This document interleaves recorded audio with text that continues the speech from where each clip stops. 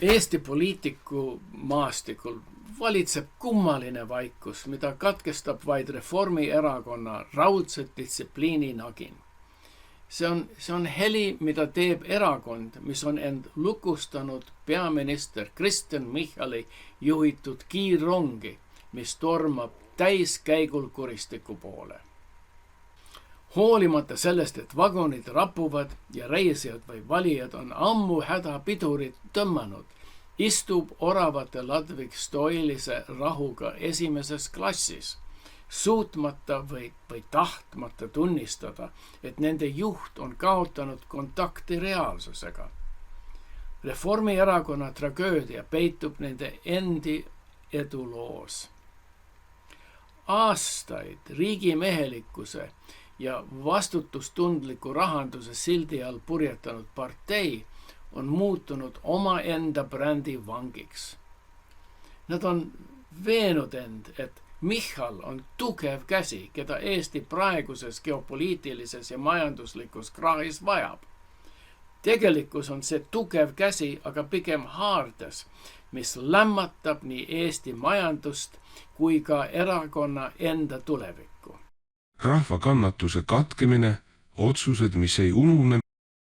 Oravate populaarsuse vaba languse taga pole mitte halb kommunikatsioon, nagu neile meeldib uskuda, vaid rida sisuliselt jõhkraid ja rahvavaenulikku otsuseid, mille Michal on läbi surunud.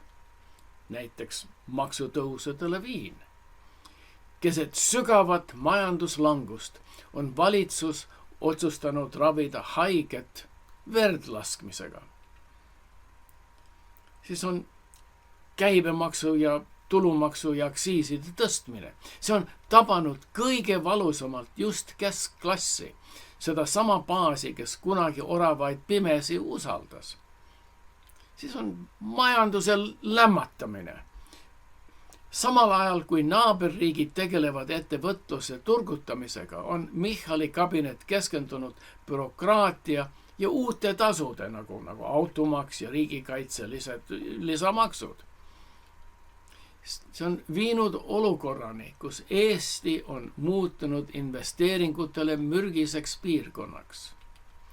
Siis on sotsiaalne kurtus.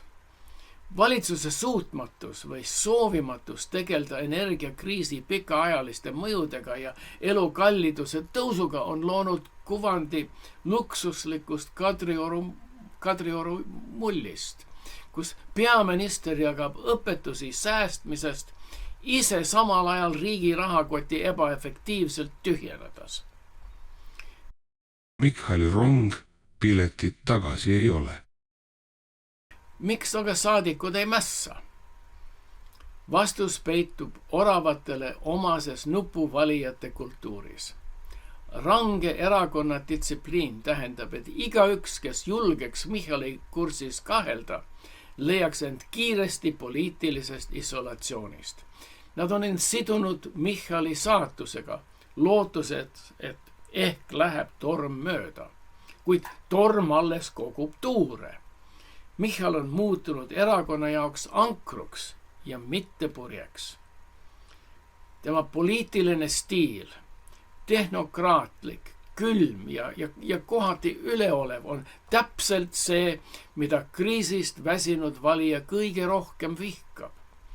Divorce ehk lahutus liidrist on aga võimatu, sest Reformierakonnas puudub praegu alternatiivne jõukäse, mis poleks Michali poolt juba tasa lülitatud.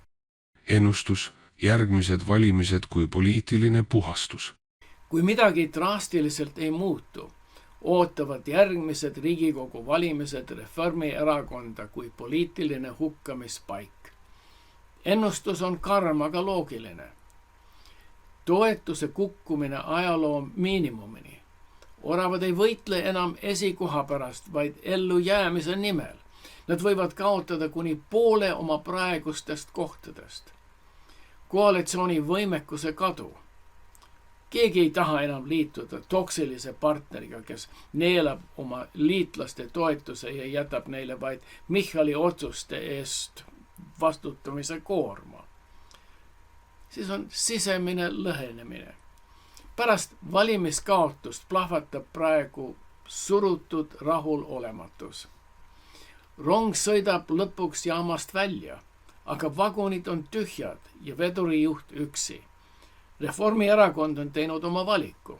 Nad valisid Michali ja tema rongi. Kahjuks peab ülejäänud Eesti selle reisi kinni maksma, kuid piletikontroll on tulemas ja see on karmim kui kunagi varem.